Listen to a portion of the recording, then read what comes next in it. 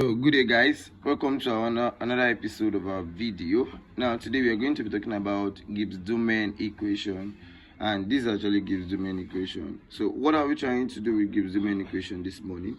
We are trying to generate a formula, and the formula we are trying to generate says ln y plus or minus is equals to minus the integral moving from 0 to m minus j over m dm, and we have minus j. So this is the formula that we are trying to generate. So good. Now what does all these things, what do they mean before we start using this? Now this actually signifies the coefficient of activity, the main coefficient of activity.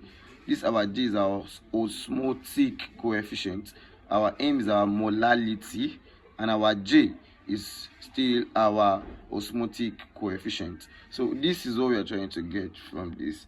Basically, we can't even see any of this thing here, but as we move on, we are going to start seeing when each of them will start coming into light. Now, this Gibbs Dunem equation, what does each term here actually mean to? This is our mu, so this is not U, is actually mu. Good. This our mu is our chemical potential. This chemical potential of the solvent, and this chemical potential of the solute. And automatically, since we are attaching 2 to solute and 1 to solvent, so automatically our N2 is number of moles of solute, and our N1 is the number of moles of solvent. Now let's start work. Let's start. Now the first thing that we have here is the mu. So let's try to relate mu to activity. Now, according to the next equation, mu is equals to mu naught plus RT ln A, where A is our activity. So if I now start attaching this to numbers, so I can say mu1 is equals to mu naught 1 plus RT ln A. And the same way too, we have mu2 to be equals to mu naught 2 plus RT ln A2. This is what we have now. Now let's differentiate this. Why am I trying to differentiate this? Because in Gibbs Dunem equation, what I have there is the u1 and the u2. So differentiating the first one, the u1 will be equals to, if I differentiate, this is a constant, standard value is a constant value. If I differentiate the constant value, what I'm going to get is what? 0. So I'm going to have, what I'm going to have left is RT, because RT is actually a constant. The only thing I can change is the activity, so it is the ln A1. And the same thing too for u2 to be the u2 is equals to RT d ln A2. So I've gotten that. Now, instead of writing this the u1 and the u2, I can actually replace them with this. So let's do that first. So if I replace them with that, I'm going to have RT d ln A1 is equals to minus N2 over N1 RT d ln A2. So these are RT, these are RT. I can cancel them out. So cancel them out, I'm going to have d ln A1 is equals to minus N2 over N1 d ln A2. So I've gotten this. So this is actually relating our activity of the solvent to activity of the solute, but we are not sure yet. Let's try to break this thing down, because it's actually still looking at Gibbs Dunem equation. We have N2 over N1. How can I relate this to one of the colligative property? In fact, the colligative property I have in mind is the freezing point depression. We should not forget what colligative properties are. So one of the colligative properties we are going to be relating to today is freezing point depression. Now we have N2 over N1. Don't forget that N2 over N1 actually means N2 divided by what? N1. So good. Now, our N2 is number of moles of solute divided by number of moles of solvent, same thing as the weight of solvent over the molar mass of the solvent. Do you get that point? Now, if I change this thing to multiplication sign, I'm going to have N2 times M1 divided by what? W1. And this is actually equal to N2 M1 over what? Over W1. And don't forget that it is our N2 over N1 that is equals to this. Now, what is the formula for molality? Molality is actually equal to our number of moles of solute over the mass or weight of solvent in kilogram. If I divide this thing by, this is in gram, if I divide it by 1000, let's say I divide this by 1000, don't forget that it is actually N2 over W1 divided by N2 divided by W1 over 1000. So if I change the sign, I'm going to have N2 times 1000 divided by what? W1. So our molality actually will be N2 times 1000 divided by what? W1. Let's make N2 over W1 the subject of the formula. Why am I making N2 over W1 the subject of the formula? Because I can actually see it here. So let's make that subject of the formula. This is times 1000. So let's do that. Good. Now, that will be N2 divided by W1 to be equal to dividing all through by 1000. This cancel out this just to get N2 by W1. So I'm going to have M over 1000. So good. So this is what I have. Now, instead of this N2 over W1, I can now replace it with M over 1000, which is molality over 1000. So putting that here, I'm going to have my N2 over N1 to be equal to my M times molar mass divided by what? 1000. So this is what I just did. Instead of this N2 over W1, I replace it with M over 1000. So putting M over 1000 here, we have M times molar mass divided by the 1000 having left. So this is our N2 over N1. Now let's now go back to where we stop in our Gibbs domain. This is where we stop. So we said our d ln A1 is equals to minus N2 over N1, and then we have d ln A2. So instead of N2 over N1 here that I'm having here, this is d ln A1. Instead of N2 over N1, I can replace it with what? Our M and molar mass over 1000 d ln A2. Don't forget what d ln A1 means. A1 is the solvent, the activity of the solvent. A2 is the activity of the what? Of the solute. Now, take note that this equation, if they ask us to generate an equation relating the activity of the solute and the activity of the solvent, this is a formula relating both of them together. D ln A1 is equals to the molality times the molar mass of the solvent over 1000 d ln A2. Let's take note. So this is the formula relating both sides. But as you know, we are still moving here. We are not there yet. Though it's looking like a little now, since we can see M, at least M is showing. So let's move on to the next point. Now, what's the next point now we are doing? The next point is making d ln A2 the subject of the formula. Because actually what we are looking at here is the activity. We want to relate the activity of the solute to a colligative property. And this is the activity of the solute. So let's make it the subject of the formula. By making the subject of the formula, I can cross multiply. Let me do it one by one. So I'm going to have M molar mass M d ln A2. This is equals to 1000 d ln A1. So divide all through by M and M. That is small m and capital letter M, small m and capital letter M. This cancel out this. So we have d ln A2 to be equal to 1000 d ln A1 over M and M. Very good. So we are here now. Now the next thing is from Clapeyron's equation, we should denote that from CC, Clapeyron equation, you should know that d ln A1 is actually equal to change in HF over RT square dt.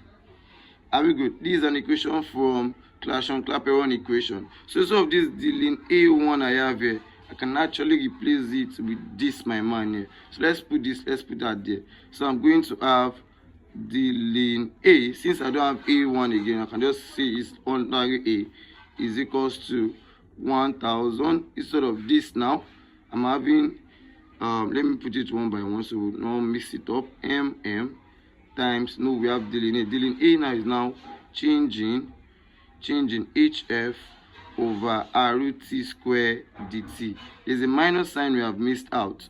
Good. this is the minus, so there's a minus sign when we are substituting this. There's a minus sign here.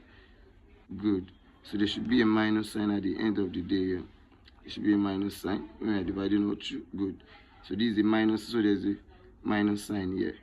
Confirm. So we have dealing A now to be equal to minus 1000 changing HF dt over, we have m r root t square. Let's take note. So we have this. Now we are going to introduce another equation. The equation we are introducing now is kf. Kf is freezing point depression constant. Formula for freezing point depression constant is actually capital letter m r root t square over 1000 hf. This is the formula for kf. So if kf is equals to this, you agree with me that 1 over kf, then 1 over kf will be equal to 1000 change in hf over m r root t square. So this is equals to, now how is this now relating to what we actually have?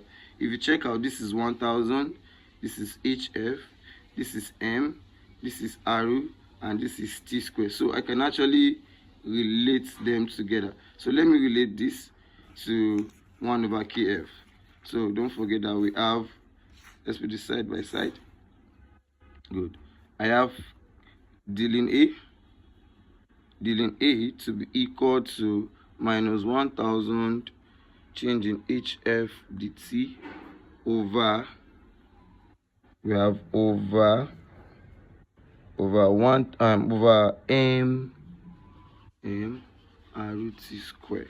Good. And 1 over kf is actually equal to 1000 change in hf over m r root t square. So this is all we have. Now let's relate these two things together.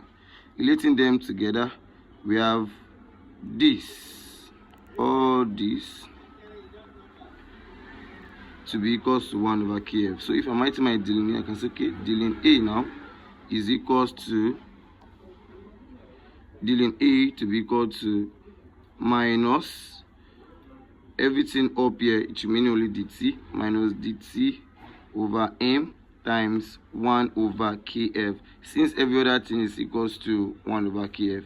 So I'm going to have dealing A to be equal to minus dt over mkf.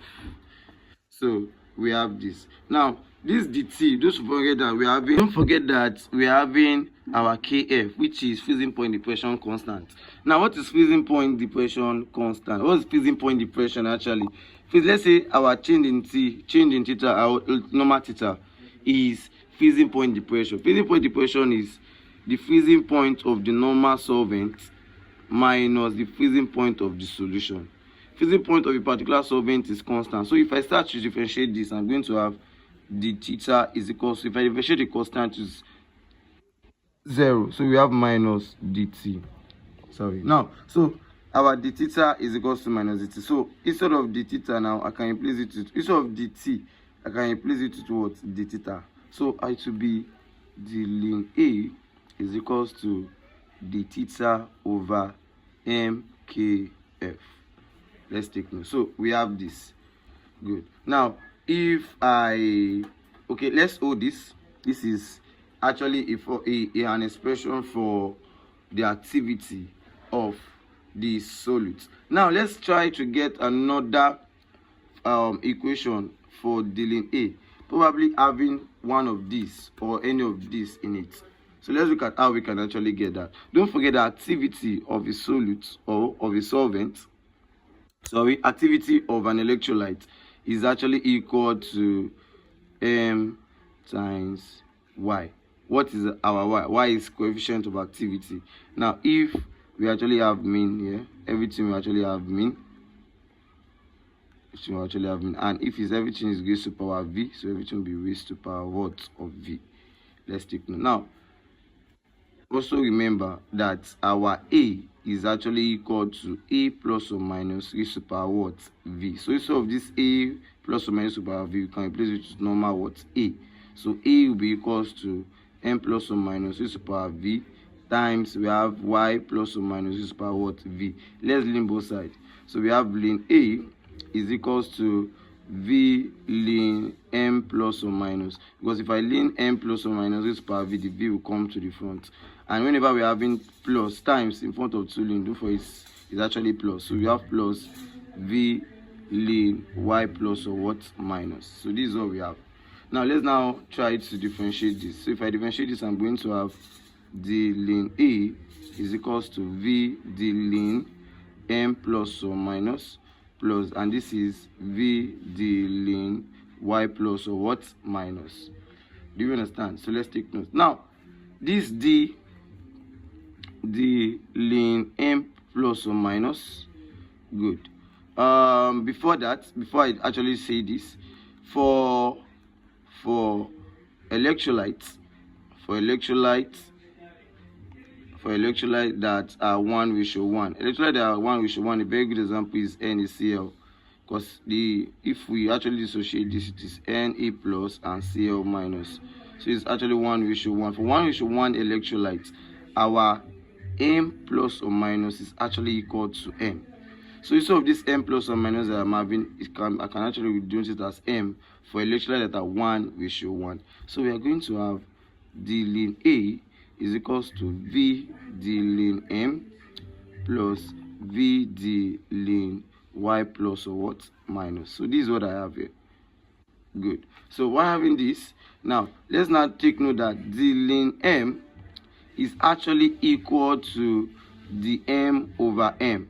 Why are they equal? Because if I integrate d ln m, I'm going to have ln m, and if I integrate the m over m too, I'm going to have what? Ln m. So that's why both of them are the same. So instead of writing d ln m, I can actually write the m over what? Over m. So let's put that in. So putting that in, good. So I'm going to have d ln a is actually equal to v dm over m plus v d ln y plus or what minus. We don't get v dm. So we have v dm over m plus v d ln y plus or minus. So we have this. Now check out where we are coming from. This is d ln a. This is d ln a. So of this d ln a, I can actually connect both of them together. So let's try to connect. So we do for it. We also have d ln a is equals to d theta over what? mkf. So connect both together. So if I connect both together, I'm going to have d theta over mkf is equals to v dm over m plus v d ln y plus or what minus. Let's hold this formula. We're going to be making use of it very soon. Now let's move on. So this is what we have. Now for ideal solution,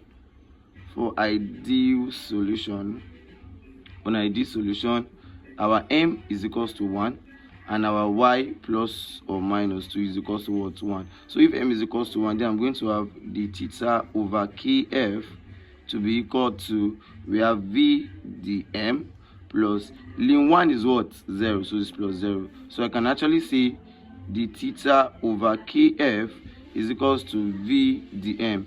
If I cross multiply, I'm going to have the theta is equals to kf v dm. So let's integrate both sides. So if I integrate both sides, the theta from 0 to theta to be equal to, we have kf v, all these are constant, the integral of the m from 0 to m. What I'm going to have here is theta. So you have theta is equals to kf v, and then if I integrate, no, this is 1. If I integrate 1 is simple as m is super 0. If I integrate m is over 0, I'm going to have what? I'm going to have m. So we have theta is equals to kf m. This is what I have. Now introducing osmotic coefficient. So if I introduce osmotic coefficient, I'm going to have my d theta to be equal to kf v m open bracket 1 minus what? J. This is how we introduce osmotic coefficient. So we have gotten this osmotic coefficient in this. So our theta is equals to kf v m open bracket 1 minus J. Now next video, when I'll be telling us how we can actually implement all this equation that we are getting. This is the formula that we are going to be using to get our j. So let's take note. So this is our j. Now, since we have gotten this, we now differentiate this. So let's try to differentiate what we have here. So if I differentiate this, I'm going to have the theta is equals to, while differentiating this, I have two variables that can change. M can change, j can also change. So we are going to differentiate them one after the other. So but all these are actually constants. So I can actually put them outside. We have kf, kfv, or kfv, and then open our bracket. The first one is dm, open bracket, 1 minus j. That's the first thing. And then I have to differentiate j. So you can see when I'm differentiating m, j is standing as a constant. Do we get? So the next one, because this kf, I want it to affect the two differential equations I'm going to be doing. Now the next one is to differentiate j. If I differentiate j to m, will be standing as a constant, so it will be plus. I'm going to have m open bracket. If I differentiate 1 is there. If I differentiate j, it will be minus dj. So close our brackets, we have this. So let me try to make it easier. So we have the theta to be equals to kfv, open our bracket. If I open this bracket that I have here, I'm going to have dm minus j dm, and this will be minus m dj. So this dm times 1 dm times j dm, m times this, we have m dj. So this is what we have here. So good. While having this is the theta, and take note of the equation I had to denote before this. So if I cross multiply and make the theta to the subject of the formula, I can say, okay, the theta, my theta is actually equal to mkf, v, and v is also, okay, before I bring that out so we will not get confused, let's see, we have v dm over m, plus we have v dln y plus or minus. So we have, this is actually from here. So this is that we can actually relate both of them together. Now let's try to relate both together. Let's try to relate the two together. Good. We are almost there. So don't forget, we have kf. Let me write it side by side now, because they are both equal. We have kfv, open bracket, we have dm minus j dm minus m dj. Good. Close our bracket is equals to mkf, open bracket, v dm over m plus v dln y plus or minus. So let's close our bracket. Now here v and v is common. I can bring them out, so I can actually have, let's now focus on this now. Good. So this is kfv, open bracket, dm minus j dm minus m dj is actually equal to, we have mkf. Here I'm having v, bringing out v and out, so I'm going to have dm over m plus dln y plus or minus. So let's cancel some things that are cancelable. Kf is here, kf can cancel kf, v is here, we can cancel v. So what I'm going to be having left is dm minus j dm minus m dj is actually equal to, now if I use this m to multiply in, the m over m times m, what I'm be having left is dm, and plus m times dln y, so it will be m dln y plus or what, minus. Very good. So this is what I have. Now let's take note of this. Now this is dm and this is also dm, so dm can cancel out dm, so I'm going to be having minus j dm minus m dj is equals to m dln y plus or what, minus. So let's divide all through by m. If I divide all through by m, this over m over m over m. So this m cancel out this m. So I can actually say dln y plus or minus is equals to minus j over m dm. M cancel m, we have minus dj. Did we get? Now the next thing now is to integrate. So let's integrate this. So the integral of dln y plus or minus is actually equal to the integral of minus j over m dm minus the integral of what, dj. Don't forget, this is from 0 to ln y plus or minus. This is actually from 0 to m, and this from 0 to what? To j. Do you get that point? Now, here now, if I integrate the ln y, I'm going to have ln y plus or minus, and is equals to, yeah, because we're having two things that can change. We are in the question they will actually give us, so it will be minus the integral of 0 to m. We have j over what? M dm, minus here. If I integrate the j, this is only j, so it will be what? It will be j. So we have actually gotten the equation that they actually wanted us to get from the starting point. Don't forget, I said this is what they actually want us to get. Ln y minus this minus j. So I've gotten that. So let's take notes. So let's rewatch this video. Let's try on and on to practice to now to different, because questions can come in any form, can be halfway, can be full way. Let us understand how to derive it. So in any form they ask the question, we'll be able to answer them. So in my next video, I'll be telling us how we can actually implement this equation we have gotten. Thank you so much. Please remember to subscribe and like this video.